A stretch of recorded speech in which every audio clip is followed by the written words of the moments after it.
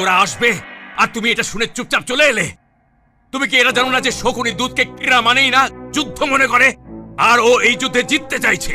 পাশা তো দুর্যোধন খেলবে জ্যেষ্ঠতা। হ্যাঁ, জুয়া দুর্যোধন খেলবে আর দান শকুনি ফেলবে।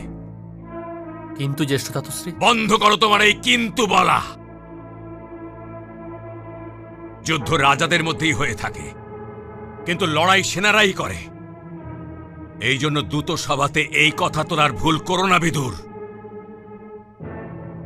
মানছি যে তুমি ধৃতরাষ্ট্রের দূত হয়ে গিয়েছিলে, এটাও মানছি যে তুমি দূতের মর্যাদা লঙ্ঘন করতে পারতে না, কিন্তু তুমি এটা তো ভাবতে পারতে বিদুর যে তুমি হস্তিনাপুরের কেবল মহামন্ত্রী নও, তুমি কৌরবদের আর পাণ্ডবদের কাকাশ্রীও হও। হস্তিনাপুরের প্রতি তোমার নিষ্ঠা কি তোমাকে এটা বলে দেয়নি যে যুধিষ্ঠিরকে সাবধান করে দেওয়া তোমার কর্তব্য ছিল? পুত্র বিদুর, তুমি হস্তিনাপুরের নাকি ধৃতরাষ্ট্রর? প্রশ্ন নিষ্ঠার নয় জ্যেষ্ঠতা। তাহলে আর প্রশ্ন কিসের জন্য? আমি রাজ্যের বিভাজন পর্যন্ত স্বীকার করে নিয়েছি যে নিজেদের মনোমালিন্য সমাপ্ত হয়ে যাক। আমি পাণ্ডবদের সাথে এই অন্যায় হতে দিয়েছি যে নেত্রহীন ধৃতরাষ্ট্রের হৃদয়ে কেবল এই একটা স্বপ্নই আছে যে হস্তিনাপুরের রাজ সিংহাসন ওর পর পুত্র দুর্যোধনই পাবে। কিন্তু দুর্যোধন নিজের উচ্চাকাঙ্ক্ষার হাত বাড়িয়ে দিয়ে ইন্দ্রপ্রস্থকে ধরতে চাইছে। তুমি কি এটা দেখতে পাওনি যে একদিকে যজ্ঞকুণ্ডে আগুন জ্বলছিল, অন্যদিকে দুর্যোধনের হৃদয়ে? দেখেছি জ্যেষ্ঠতাতশ্রী। আর দেখার পরেও তুমি ওদের পাশা খেলার জন্য আমন্ত্রণ করে এলে। তুমি আজ আমাকে প্রথমবার নিরাশ করেছ পুত্র বিদুর, নিরাশ করেছ। আমার কাঁধের ওপর হস্তিনাপুরের অভিশাপ বহন করার শক্তি নেই বিদুর, আমার কাঁধের ওপর শক্তি নেই। পাশা খেলায় যেই জিতুক না কেন, কিন্তু হারবে আমার হস্তিনাপুর, হারবে আমার হস্তিনাপুর, হারবে আমার হস্তিনাপুর।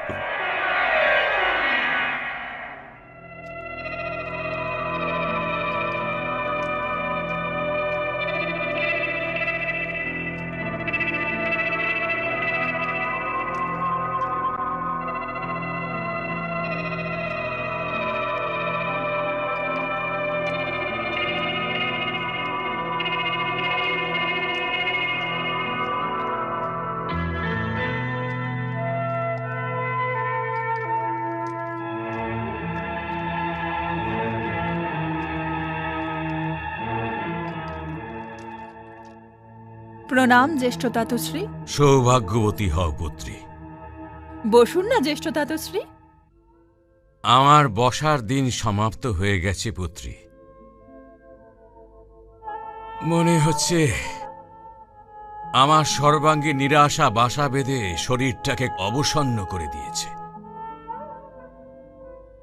কোনো শয্যাতে কি বিশ্রাম নেই। জ্যেষ্ঠতাতশ্রী, আমি তো বুঝতে পারছি না পুত্রী যে আমি কি করব। তুমি হস্তিনাপুরের মহারানী, সহায়তা করো ওদের। আদেশ দিন জ্যেষ্ঠতাতশ্রী। যদি আমি আদেশ দিতে পারতাম তবে কি ধৃতরাষ্ট্রকে দিতাম না? আমি তো কেবল অনুরোধ করতে পারি। মহাভারত।